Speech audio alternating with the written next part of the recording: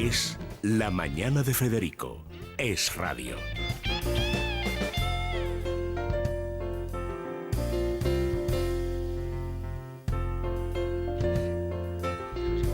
Bueno, Adolfo Prego, bienvenido.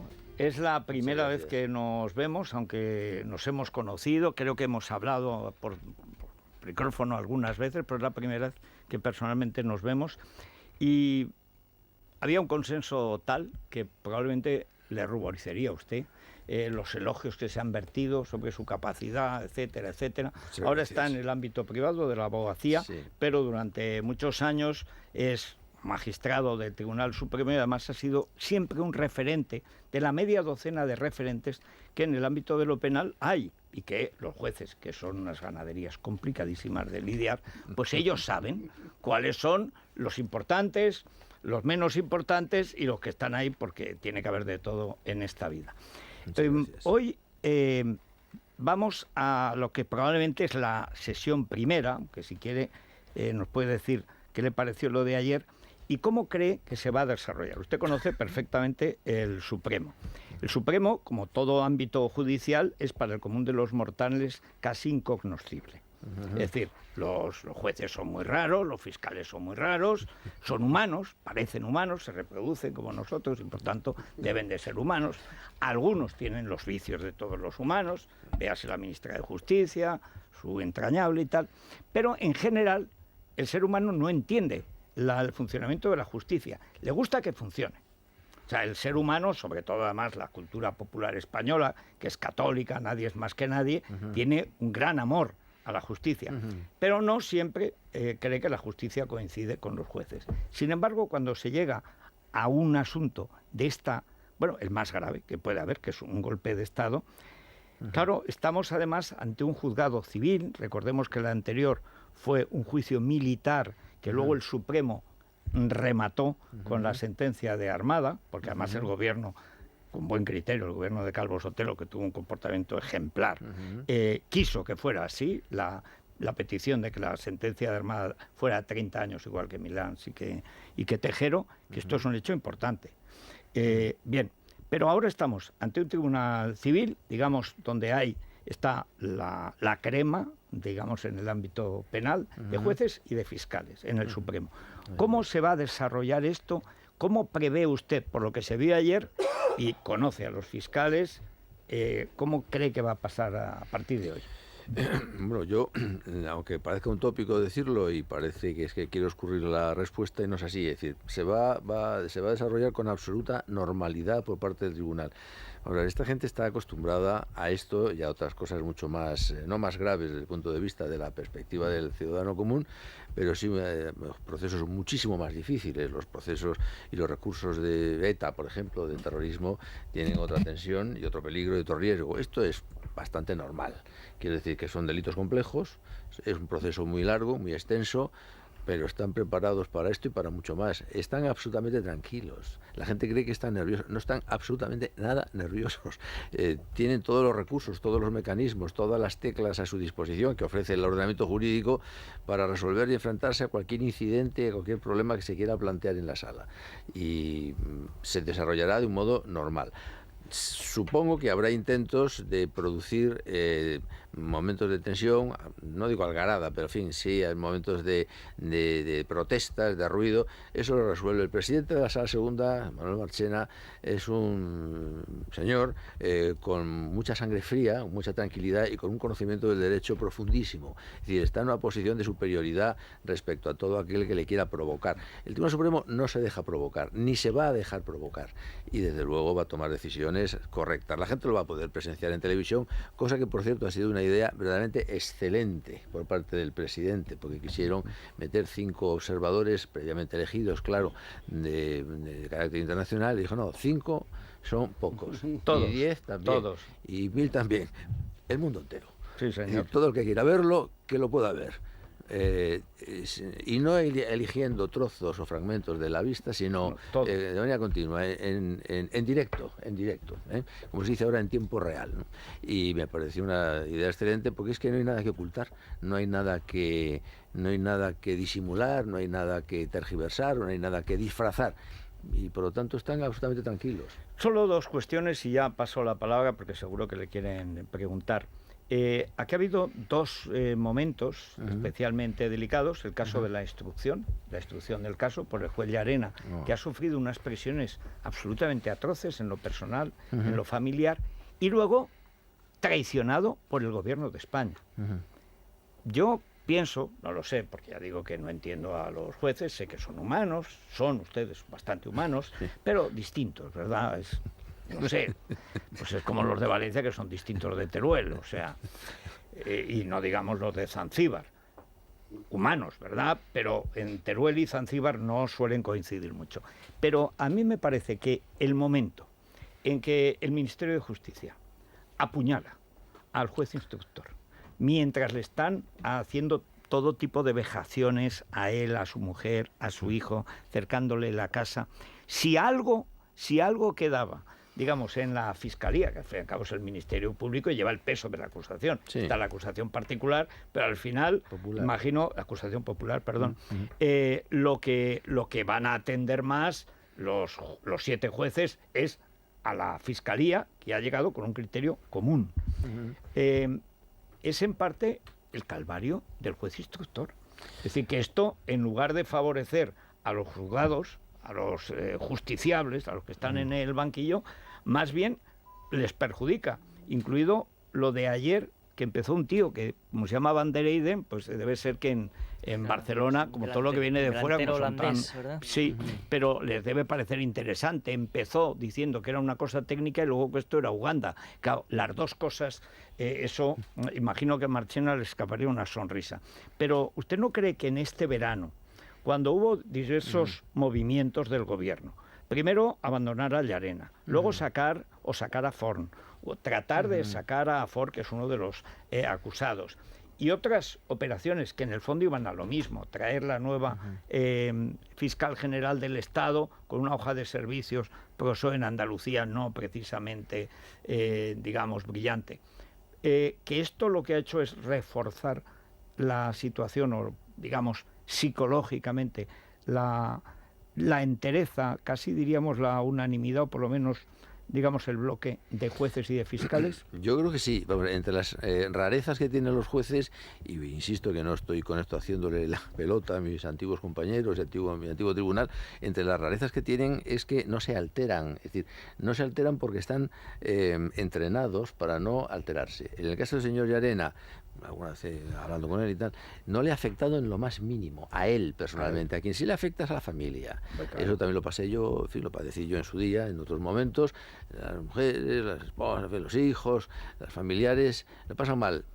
A él no le afecta lo más mínimo, ni tiene miedo, ni le humilla, le resulta desagradable, sencillamente, pero no por lo que le afecta a él, sino desagradable por la pasividad de otros órganos del Estado cuya misión institucional está en evitar que estos espectáculos se den y que no se dan ni en Francia, ni en Alemania, ni en ningún otro país. Es decir, lo que es lamentable es que se permita que ocurra. Ahora, una vez ocurrido, a él podríamos decir, por emplear una expresión vulgar, le entra por un oído y sale por el otro. Es decir, le trae absolutamente al fresco. No se ha movido y además cuando lo comenta con una sonrisa. Es decir, me parece imposible que estas cosas ocurran. No tiene miedo ninguno y por lo tanto refuerza la posición del tribunal. Sí, bueno, con el refuerzo que ya tenía con anterioridad.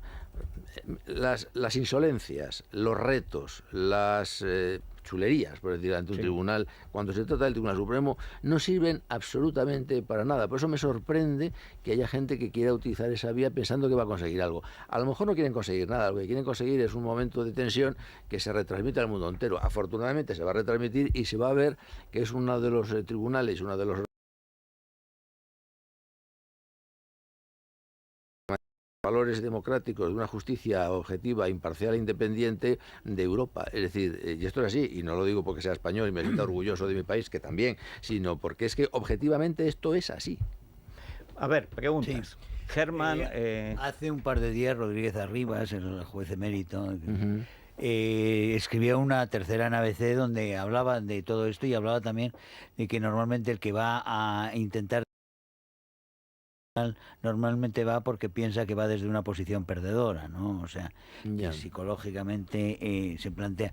Por eso, quiero decir, toda esta retórica política de ayer, donde quizás a muchos sorprendió que directamente fueran a hacer la soflama esta, que tampoco, quiero decir, que puede servirles a los abogados para una campaña electoral, pero que les sirve muy poco a los defendidos, que sorprendió a mucha gente. Pero no hay forma abundando un poquito en lo que decía Federico, de ponerle coto a esto, de todas formas, porque esta permanente desacreditación del juez por parte de los abogados. Los abogados, un abogado ayer le decía, no tienen ustedes que salvar a la patria, no sé cuánto. El mismo. Los propios lacitos. El lacito amarillo es un insulto a la justicia española. Así surgió. Es decir, es el trato injusto que la justicia española les está dando como perseguidos políticos a ellos. Sí. Quiero decir, el propio hecho de que esté el lacito en algunos casos dentro de la sala y tal, ¿hasta qué punto se pueden tolerar las cosas o hasta qué punto no se debe? A ver, se pueden tolerar hasta el punto en que no tolerarlas es más perjudicial para el tribunal que tolerarlas. No se va a permitir, creo yo, que se lleven lacitos en las togas, porque las togas forman parte del uniforme procesal, como no se admitiría, por decir un ejemplo, en Alemania, que fuese un abogado vestido de domador de fieras, es decir, no se permitiría. Si fuera un fiscal, Pero en cuanto al público, pues si quiere poner un lazo amarillo, como si se quiere poner un tirabuzones, es que les es igual. Al tribunal es que no le importa lo más mínimo. El tribunal está pendiente del derecho, exclusivamente del derecho. Y entonces hay cosas que se pueden prohibir, hay cosas que, por ejemplo, la lengua catalana. Es decir, la ley española establece como lengua oficial del Estado el castellano o español, pero dentro de la comunidad autónoma que tenga lengua propia, pues se permite la utilización de la lengua propia. Una vez que se utiliza esa lengua propia, pero salen los documentos de ese territorio hacia Madrid, tienen que venir traducidos. Bueno. Yo muchas veces, estando en el Tribunal Supremo, he ordenado la devolución de los autos, concretamente a Cataluña, para que tradujeran documentos que estaban en catalán, que ellos sabían que tenían que traducir, que no querían traducir, para que la Sala Segunda, ya cansado, acabara tragando, y yo no lo permitía, lo devolvía entero, y eso atrasaba a lo mejor el proceso medio año. Pero esto de la lengua, por ejemplo, pueden hablar, se debe hablar ahí en castellano, pero los letrados desde luego, y las partes pueden decir, bueno, es que yo el castellano lo manejo peor que el catalán, y como el catalán me expreso mejor, no hay problema que haya un traductor que será, no es con casquitos, porque lo que se quiere es que lo que diga en catalán y lo que se traduzca por el traductor sea oído por el mundo entero. Bien pensado. Claro, para que no haya ninguna reticencia acerca de si le han malinterpretado. Yo no he dicho eso, sí. Claro, exacto. Y entonces podrán hablar en catalán, saben hablar castellano a la perfección. Mejor que catalán, pero basta que o igual de mal. Pero basta con que digan, mire, yo es que me expreso mejor y más libremente en catalán, pues expreses en catalán. Hay alguna sentencia del Tribunal Europeo diciendo que cuando hay posibilidad de utilizar varios idiomas y uno de ellos le es más fácil, es más familiar, le es más próximo para un declarante, pues que se debe optar por este. Pues suficiente, que hable así. Va a durar más el proceso, será más pesado porque habrá que traducir, el traductor tendrá que pasarlo a la lengua española. Es decir, las preguntas se harán en castellano, en español, pero naturalmente el que lo oye lo entiende perfectamente, pero dirá que lo entiende mal, entonces habrá que traducirlo. Será una especie de paripé, pero para lo que sirve todo eso es para demostrar que el Tribunal Supremo Español es impecable. Es decir, que no va a utilizar ninguno, y eso que las normas, la Ley Orgánica del Poder Judicial obliga a utilizar castellano. Bueno, pues se hace una excepción precisamente en pro y al servicio de los derechos del ciudadano. ¿Cómo está, magistrado? Buenos días. Buenos días. Una de las intenciones notorias de los abogados de la defensa es también, yo creo que es la de convertir las ulteriores demandas al Tribunal de Estrasburgo en una suerte de fantasma que recorra un poco todo el juicio, ¿no? Vulneración de derechos políticos, juez predeterminado por la ley, etcétera, etcétera. Yo le quiero preguntar, no tanto si está justificado o no ese temor, como si nos puede ayudar a precisar un poco hasta dónde puede llegar el Tribunal de Estrasburgo en su revisión. Es decir, si es verdad eso de que si condenamos por rebelión nos van a tirar por las orejas, puede o no revisar la calificación jurídica. Y luego también una valoración de la autoridad moral de Estrasburgo. La autoridad como tal no la cuestiono una vez que está el Convenio de Roma incorporado a nuestra legislación, pero bueno, quieras que no, son cámaras que están formadas por magistrados que designan gobiernos de Bielorrusia, países como... Sí, célebres, Entonces, sí. quiero A decir- ver, pero la primera cuestión es importante. sí. Es decir, ¿realmente es revocable una sentencia? Porque ha dado la impresión, antes usted Sí. ha hablado precisamente de, digamos, el espectáculo garantista, por así decirlo, Sí. que en el caso de la lengua, a mi juicio, es excesivo. Pero bueno, esto es opinable. Entiendo el argumento de los jueces. No es precisamente por miedo a Estrasburgo. Es que hay sentencias internacionales que en estos casos, que ya se han dado, donde es decir, alguien dice, lo cual no significa que lo que diga sea cierto, dice que prefiere hablar en su lengua materna porque se va a poder expresar, va a poder matizar y elegir las palabras mejor, en esos casos se debe optar por la lengua que facilita la expresión del pensamiento que se quiere transmitir a los oyentes. Y como ya existen esas sentencias, pues van a evitar. No, aquí, Eso. ahí donde está sentado usted, lo defendió precisamente el viernes Javier Ortega Smith Becerra, que dijo, efectivamente, hay precedentes, incluso en el juicio Claro. de los etarras, dice que quiere declarar en euskera para defenderse mejor, declare usted en euskera. Claro. Se traduce y luego son 25 años de cárcel, o Ahora, sea... lo que sí quiero decir es, además, Estrasburgo no puede revocar una sentencia española ni de ningún país. No revoca, o sea, no es una instancia en la que pueden decir, bueno, se deja sin efecto y la sentencia queda, en ese caso, digamos, volatilizada del ordenamiento. No, no es así. Es decir, Estrasburgo condena o no condena, estima o no estima. El país más condenado, según mis noticias, no estoy muy seguro, el país más condenado por Estrasburgo ha sido Inglaterra. Sí, país Inglaterra. democrático donde los haya. No ha hecho caso nunca. No aplica. No aplica. No. Ellos tienen su sistema, ellos confían en su sistema, ellos se fían de sus tribunales y hacen lo que consideran oportuno hacer. Y Estrasburgo opina y muy bien, se acata, pero no se Cuando la doctrina Parot se adujo que creo que el más condenado es Gran Bretaña. Después es Francia y luego Alemania. Probablemente O sea, los que tienen más seguridad en sus jueces. Y a mí no me toca usted una probablemente los más sentencia. condenados sean Turquía y Rusia. Ahí lo que- Bueno, sí, ya, pero... Ahora, bueno, Tenían que hablamos cumplir, de... ahí Es más, ahí No, tenían no, más no, vamos a ver, las garantías... Una, En no una. todas. El Un error es caso. que la Audiencia Nacional en pleno decide que sean salgan todos. No, es Eso que es otra cosa. eso fue... Pero sabían que España iba a ser condenada. Pero en un sí. caso, en Sí. un caso. Yo Inés los de hubiera Río mantenido Prado. en la cárcel y que me vayan condenando, no pasa nada. Pero lo que sí es cierto, la gente debe saber, y insisto que no es propaganda lo que digo, ni es tampoco es el país, quizá porque ha estrenado hace 40 años que estrenó el sistema democrático, etcétera, etcétera,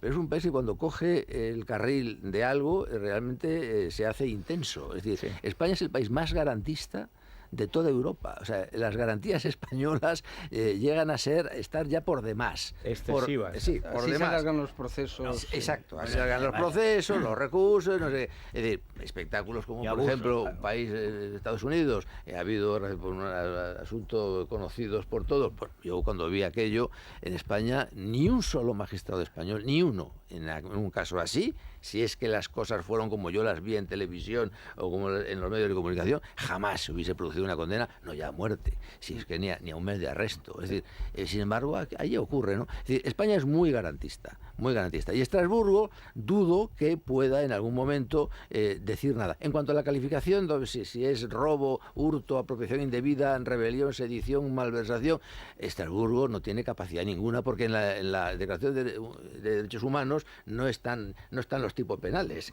están las garantías, los métodos, las maneras de juzgar, con el derecho a la defensa, contradicción, publicidad, inmediación, es decir, todo este tipo de y desde luego aquí se cumplen, no es que se cumpla, es que se sobredimensionan y por lo tanto lo dudo mucho. ¿Que lo intentarán? Por supuesto. Y de ahí esos conflictos, esas tensiones que quiere provocar el tribunal para que el tribunal pierda los estribos, que no los va a perder, y por lo tanto tome una decisión precipitada, irritada, que les dé pie para acudir y continuar el espectáculo en Estrasburgo, pero no lo van a conseguir. Yo creo que no lo van a conseguir porque el Tribunal Supremo lo conozco y desde luego conozco a todos sus miembros y están sobre la silla del caballo con los estribos bien colocados y bien dominados todos. Bueno, muy hay llamativo pregunta de Paco, hay muchas preguntas de los oyentes, pero No, Paco muchas Maruenda lo que le- tenía lo que la turno, gente- su la turno, calificación. Mr. Ahora, al Maruenda. final hemos llegado a un momento donde el juez instructor se ha mantenido firme en la calificación de rebelión.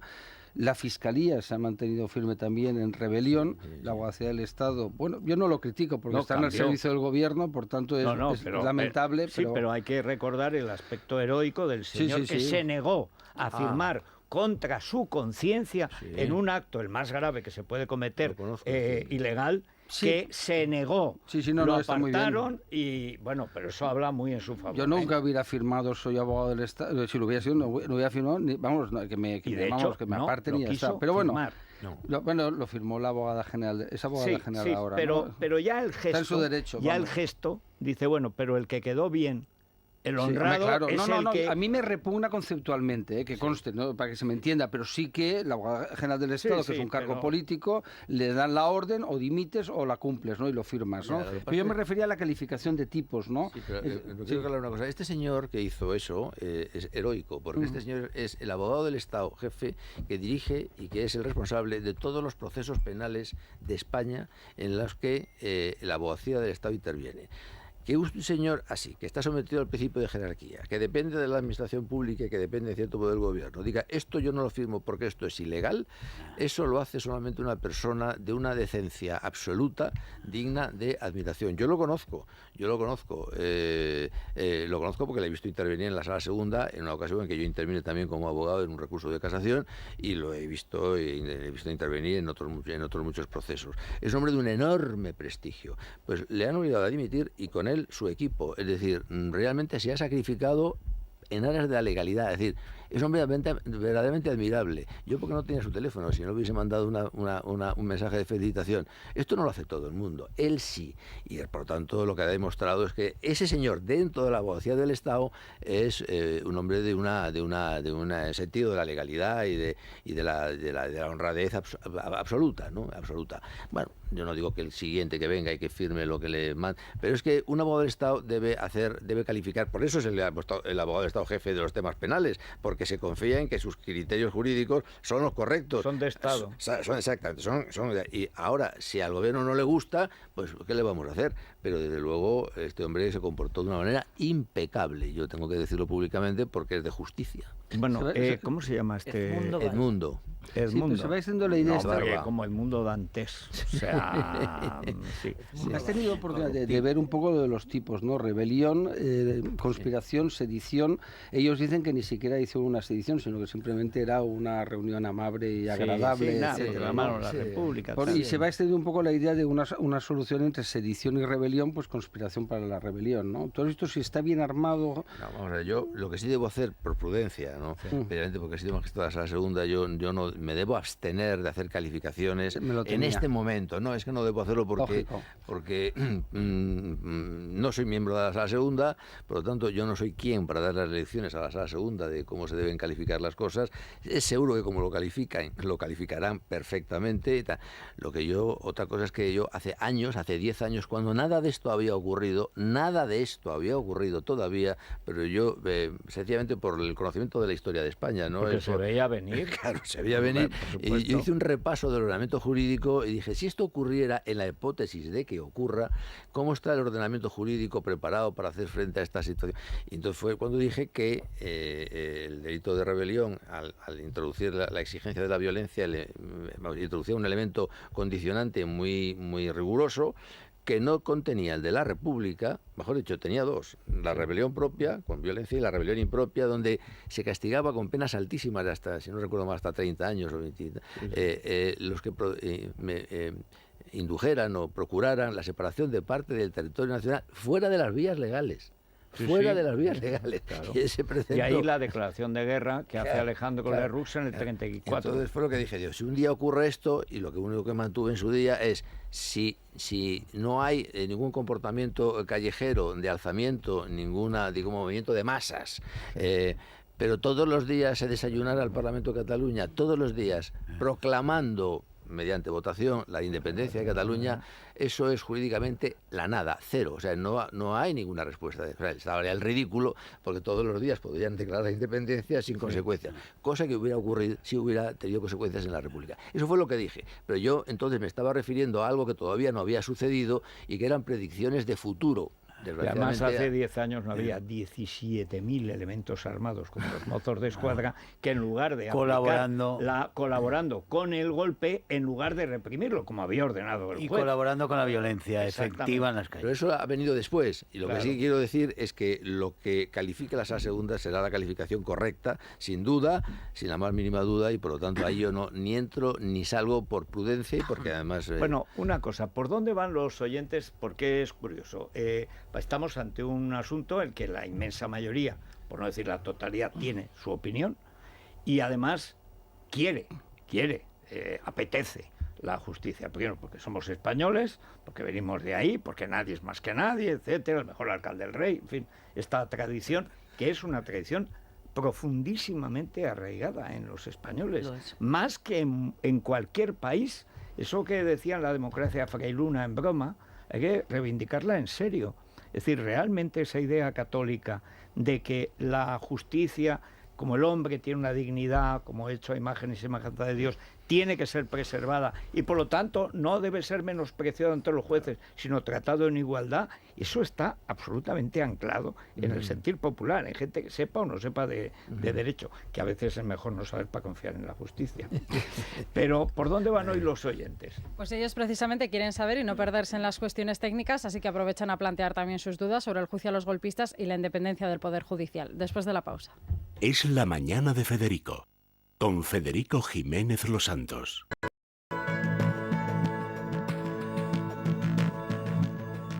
Bueno, vamos con esas preguntas de los oyentes y que Adolfo Prego, al que se le entiende todo, esto es una cosa extraordinaria, tiene que venir periódicamente, pues se le entiende todo. Es un placer. Bueno, es que no es fácil, ¿eh?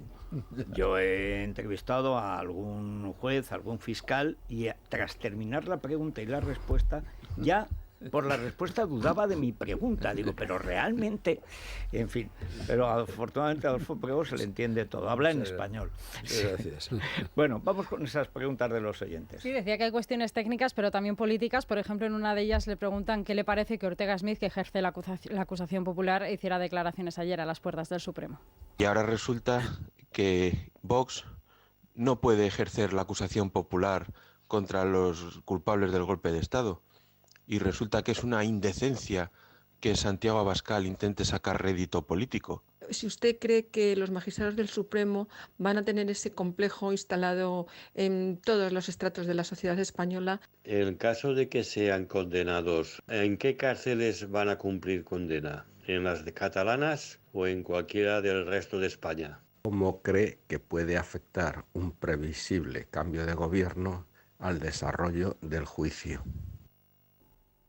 Bueno, vamos por partes. Lo último, es que a lo mejor hoy o mañana se convocan elecciones. Esto afecta al juicio y el cambio de gobierno, que según las encuestas se puede producir, ¿afecta en algo al juicio? Legalmente no afecta en nada, absolutamente en nada. Ni la convocatoria de elecciones está prevista en la ley de enjuiciamiento criminal como una circunstancia que determine una resolución que pueda fundarse en un determinado precepto. Cuando haya elecciones, entonces... No, otra cosa es que por prudencia acuerde el presidente suspender temporalmente, como puede acordarlo pues por otras razones. Pero vamos, en principio no tiene que afectar.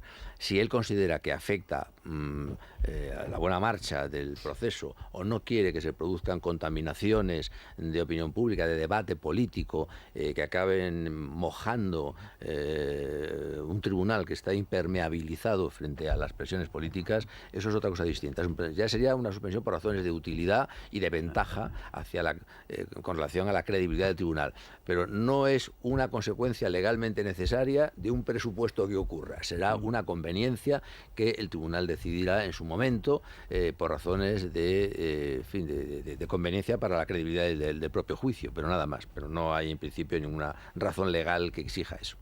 La acusación popular, sí, lo que planteaban. Bueno, es que se planteó hace 2 años y medio, cuando es que Vox ni existía en las encuestas. Claro, estamos en una situación complicada. A mí es que me sorprende que esto surja con relación a Vox, cuando yo estoy acostumbrado a ver macrocausas todos los días en España, donde son acusaciones populares, el Partido Socialista, el Partido Popular, Izquierda Unida, en el tema de Ausbach. Y bueno, esto se ha visto siempre con normalidad.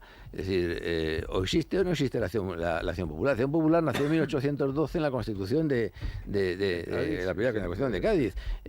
Bueno, la verdad es que nació por y para que el pueblo pudiese acusar en determinados en delitos. Luego se extendió, y esto es una particularidad del ordenamiento jurídico español. Ahora, que sea Vox, yo no sé, este debate se habría producido si en vez de Vox hubiera sido el PSOE, el Partido Popular o Ciudadanos, pues seguramente no. Yo creo que esto no es un debate que tenga relación con la acusación popular en cuanto tal, sino con el contenido de esta acusación popular. Habría sido el PSOE, ¿verdad? Entonces no habría habido golpe. Lo que pasa es que decir que esto politiza es absurdo, porque vamos a ver, lo más despolitizado es la abogacía del Estado, que es del Estado, no la abogacía del gobierno. Y sin embargo, hete aquí que en esta ocasión el abogado del Estado, jefe de los procesos penales, fue destituido o se le obligó a dimitir o fue eliminado por un criterio de contenido político de no negarse a firmar una calificación con la que no estaba de acuerdo. Eso sí es politizar la justicia, porque eso es colocar a una de las partes, que es el abogado del Estado, en una posición determinada, jurídica, que viene ordenada desde el gobierno. Que yo sepa, ni Vox recibe órdenes del gobierno, es decir, es un partido, es una organización legal y por lo tanto se constituye en parte como puede la Asociación de Vecinos de Moratalaz. Es decir, pero todos los días está ocurriendo Nadie lo ha en hecho, España. lo ha hecho Vox. Claro, lo hizo claro. Cuando no era, Por eso, repito, cuando no era Vox. Sí. A mí, por eso digo que no me parece ni bien ni mal, ni creo que politice. Lo que sí es politizar esto es intentar utilizar estos argumentos con Vox cuando no se ha utilizado nunca. Ni con Podemos, ni con Izquierda Unida, con ningún partido político. Y mira que ha habido acusaciones populares de partidos, el ayuntamiento de Fulanes, la diputación de Perenganes. Es decir, siempre ha habido acusaciones. Podrá parecer bien o mal, pero desde luego ahora es cuando por primera vez se produce la interrogación de esto es bueno, esto es malo. Pues podía haber pensado antes, ¿no? Bueno, en todo caso son las 10, no sabemos lo que va a pasar ahora, nos va a contar Ketty Garat lo último de lo último. ¿Qué le parece, don Adolfo? Y esto no es un atraco, sino que como esto va a durarse unos 3 meses, 4 meses, quizás hasta el verano, ¿no? Mayo, si todo van, hasta el verano. Antes de agosto, antes de julio lo que estaría. ¿Qué le parece si cada mes quedamos aquí y repasamos cómo va el juicio? Hombre, yo encantado de la vida, siempre y cuando yo, por respeto, insisto, y por no interferir. No, como hoy, si usted se ha cuidado religiosamente decir, de no... Yo lo que quiero que quede claro es una cosa. Vale, todo lo que diga el Tribunal Supremo, yo digo amén.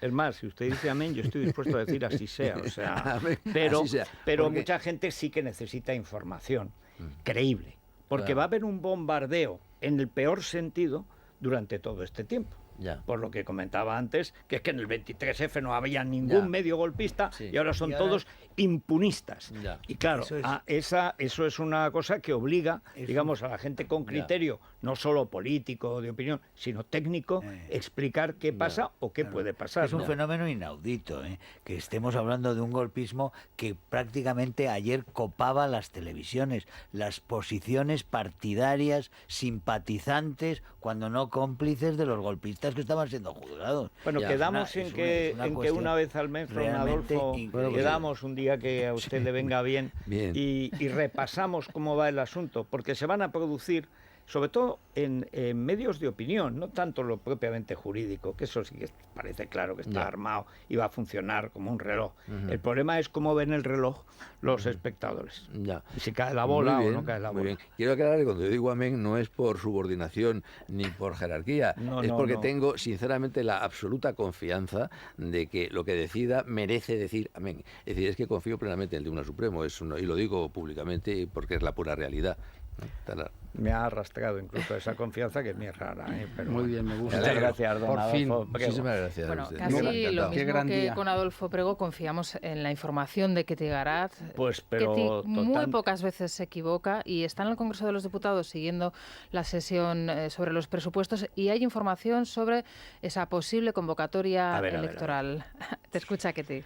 Con muchísima intensidad. Muy buenos días, Federico. Buenos días a todos. Muchísima intensidad, que es con la que han retomado los corrillos 12 horas después de que se concluyera el pleno ayer a las 9 de la noche, a vueltas con esa comparecencia. Hay división y mucha rumorología en torno a esa comparecencia del presidente, en la que haría un anuncio. Esto es lo que dicen algunas fuentes en las próximas horas. Lo que nos confirman a esta casa, Federico, es que hoy el presidente va a hacer una declaración.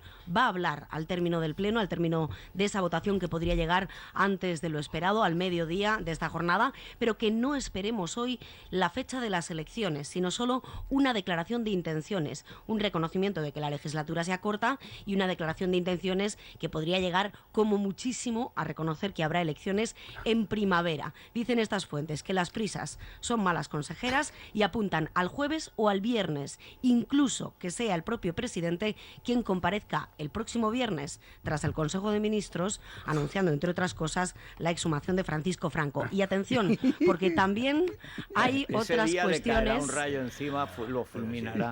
Hay información también de última hora en referencia a la mesa del Congreso que se ha reunido esta mañana y que demuestra de forma palmaria que el Gobierno ya está pensando en elecciones, previsiblemente el 28 de abril, y que desde luego ya no quiere que se aprueben los presupuestos generales del Estado. ¿Por qué? Porque el PSOE ha votado junto a PP y junto a Ciudadanos que se rechace la votación por separado de las enmiendas a los presupuestos. ¿Esto qué implica? Pues básicamente que lo que ha hecho el PSOE es evitar salvar los presupuestos y evitar facilitar una votación por separado que garantizaría que hoy no se tumbaran los presupuestos y que no salieran adelante ninguna de las 6 enmiendas que han presentado a la totalidad PP, Ciudadanos, Esquerra, PDeCAT, Foro Asturias y Coalición Canaria. Nos cuenta Micaela Navarro, la vicepresidenta segunda del Congreso, que no hay ninguna intención oculta, que esto solo responde a que se siga haciendo como se ha hecho siempre hasta ahora en el debate de totalidad. Bueno, Ketty, pues hoy el presidente ha tenido el gesto de reconocer el calendario. Hoy va a reconocer que existe el calendario, que existen días, meses, años.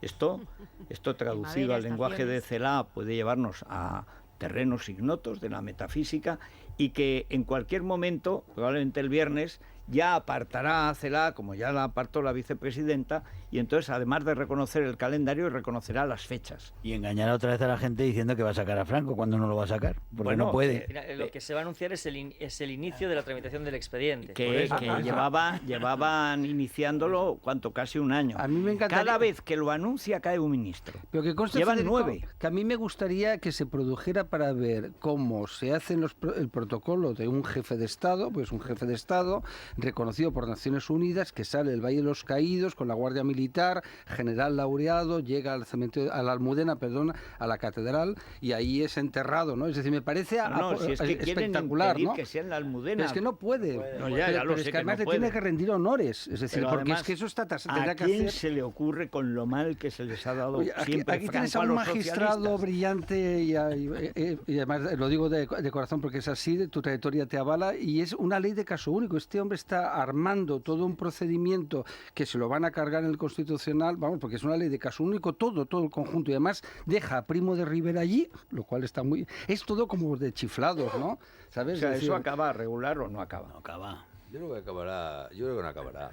Sí. Es decir, los muertos seguirán donde tienen que estar y los vivos por ahí. ¿No? Yo creo que sí. Es una especie primero políticamente y después morirá también, como todos nosotros. Espero que después de una larga vida morirán todos y seguirá Franco. Yo creo que es una obsesión. Había una solución, ¿eh?